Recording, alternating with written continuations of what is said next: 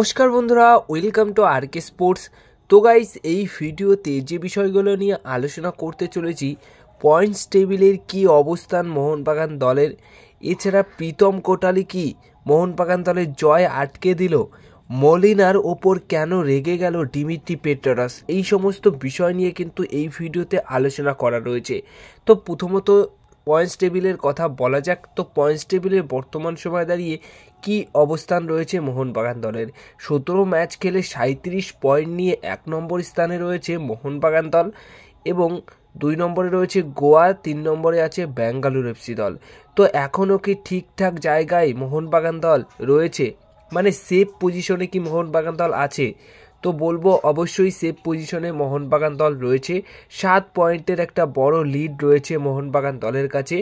আর অবশ্যই চেন্নাই এফসির ম্যাচটা যদি জিততে পারতো তাহলে তো খুবই ভালো হতো, পুরো 3টে পয়েন্ট চলে আসতো, সেখানে 9 পয়েন্টের একটা লিড চলে আসতো, কিন্তু সেখানে 7 পয়েন্টের লিডটা কিন্তু অনেকটাই বড় একটা লিড। তো সেখানে লাভ হয়েছে নাকি ক্ষতি হয়েছে সেটা যদি বলি, তাহলে ম্যাচ থেকে একটা পয়েন্ট কিন্তু 3টে পয়েন্টের সমান। তো সেখানে 1 পয়েন্ট পেয়েছে, এটাই অনেক। আর লাভ ক্ষতির কথা যদি বলি, তাহলে খুব একটা ক্ষতি হয়নি, খুব একটা লাভও হয়নি, মোটামুটি ওই মিডিল পজিশনে। তো মোহনবাগান দল লিগ শিল্ড জয়ের ক্ষেত্রে কিন্তু খুবই ভালো পজিশনে, খুবই ভালো জায়গায় কিন্তু এই মুহূর্তে রয়েছে। এবার কথা বলবো প্রীতম কোটালকে নিয়ে। তো দেখো, অনেক এমন প্লেয়ার আছে যারা খুবই ভালো মানের, এবং ভালো মানের প্লেয়ার, তাদের পোটেনশিয়াল দেখে আমরা বুঝতে পারি, তাদের ভালো খেলা দেখে বুঝতে পারি, কিন্তু কিছু কিছু ভালো প্লেয়ারদের কিন্তু লাকটাও খুব ভালো থাকে, আর সেই লাকের জন্য কিন্তু অনেক সময় সেই সমস্ত প্লেয়ারদের পারফরমেন্স, তাদের টিমের পারফরমেন্সটা কিন্তু খুব ভালো হয়। তো যেরকম প্রীতম কোটাল কিন্তু আইএসএল ট্রফি জিতেছে, মোটামুটি যে কটা দলে গেছে সেই কটা দলে কিন্তু তার ভালো পারফরমেন্স আমরা দেখতে পেরেছি, এবং তার সাথে লাকটাও কিন্তু তার খুব ফেভারে গেছে। তো সেই অনুযায়ী এই জানুয়ারি ট্রান্সফার উইন্ডোতে চেন্নাই এফসি দলে যোগ দেওয়ার পর প্রথম ম্যাচেই তার পুরনো প্রাক্তন দলের এগেনস্টে ম্যাচ খেললো, আর সেখানে চেন্নাই এফসি দলের হয়ে খুবই ভালো খেললো। এবং চেন্নাই এফসি দলে খেলার পরই কিন্তু চেন্নাই এফসি দল কিন্তু একটা খারাপ সময়ের মধ্যে দিয়ে যাচ্ছিল ওয়েন কোয়েলের আন্ডারে, সেখানে কিন্তু একটা পয়েন্ট পেল, এবং জয় না পেলেও ড্র করে একটা পয়েন্ট কিন্তু পেল। তো সেই ক্ষেত্রে প্রীতম চেন্নাই এফসি দলে যোগ দেওয়ার ফলে কিন্তু অবশ্যই একটু হলেও লাক ফেভারটা কিন্তু চেন্নাই এফসি দলের ছিল, বা সেই অর্থে লাক ফেভারটা কিন্তু একটু হলেও ফিরে এসছে, এবং রক সলিড ডিফেন্স কিন্তু চেন্নাই এফসি দলে দেখা গেছে।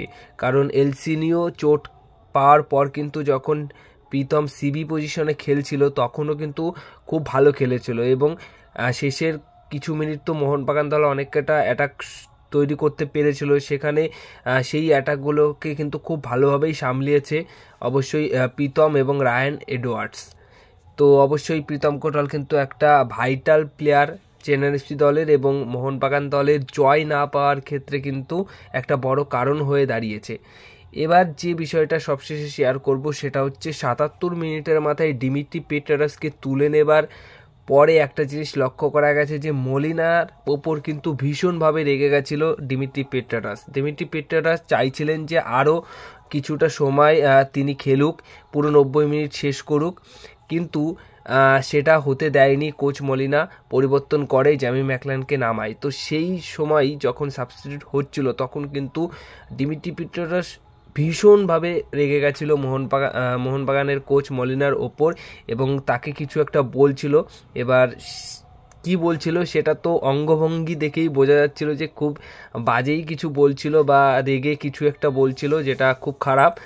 তো মলিনার ওই সিদ্ধান্তে খুবই অখুশি কিন্তু ডিমিত্রি পেট্রাস। আর মলিনার চেন্নাই এফসির ম্যাচে কিন্তু কোনো সিদ্ধান্ত, কোনো পরিকল্পনায় কিন্তু কিছুই কিন্তু ঠিকঠাক হয়নি। আর ডিমিত্রি পেট্রাস অবশ্যই নিজের অফ ফর্মের মধ্যে দিয়ে যাচ্ছে সেকেন্ড হাফে। ফার্স্ট হাফের তুলনায় চেন্নাই এফসি ম্যাচের সেকেন্ড হাফে কিন্তু কিছুটা হলেও ভালো খেলছিল, আর সেই ভালো খেলার মুহূর্তেই হয়তো তাকে তুলে নেওয়ার জন্যই তিনি রেগে গেছিলেন, বা ভীষণভাবে রাগ প্রকাশ করেছেন। এছাড়া ডিমিত্রি পেট্রাস খুব ভালো মানের ফুটবলার, শুধুমাত্র সময় তাকে দেওয়া হচ্ছে। এরকম ডাউনফল ডিমিত্রি পেট্রাসের এর আগে আমরা দেখিনি, এই বছরটাই তার এরকম একটা ডাউনফল যাচ্ছে।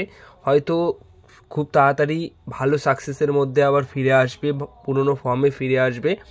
কিন্তু ডিমিত্রি পেট্রারাস আর মোলিনার মধ্যে ওই সাবস্টিটিউটের সিদ্ধান্তটা নিয়ে একটু হলেও রাগারাগি একটা ব্যাপার ঘটেছে, যেটা মোলিনা হয়তো বুঝতে পারেনি, কিন্তু ডিমিত্রি পেট্রারাস তার উপর ভীষণভাবে রাগ প্রকাশ করেছে।